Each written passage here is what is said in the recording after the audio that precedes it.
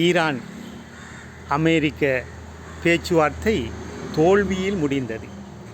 ஒருவருக்கு ஒருவர் விட்டு கொடுக்க வேண்டும். ஒருவருக்கு ஒருவர் விட்டு கொடுத்தால்தான் வெற்றி பெற முடியும்.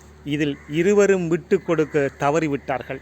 உங்களுக்காக விட்டு கொடுங்கள், இவர் அவருக்காக விட்டு கொடுங்கள், அவர் இவருக்காக விட்டு கொடுங்கள், நாட்டுக்காக விட்டு கொடுங்கள், உலகத்துக்காக விட்டு கொடுங்கள், மக்களுக்காக விட்டு கொடுங்கள்.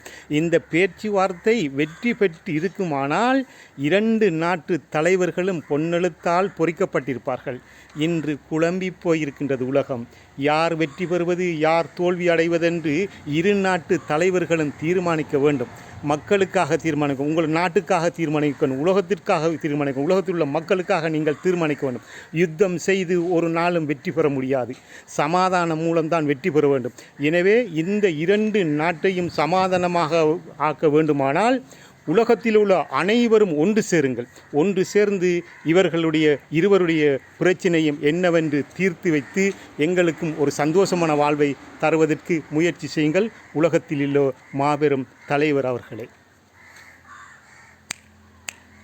உண்மையை சொன்னேன், කියලා වැඩක් නේ, சொல்லி வேலை இல்லை.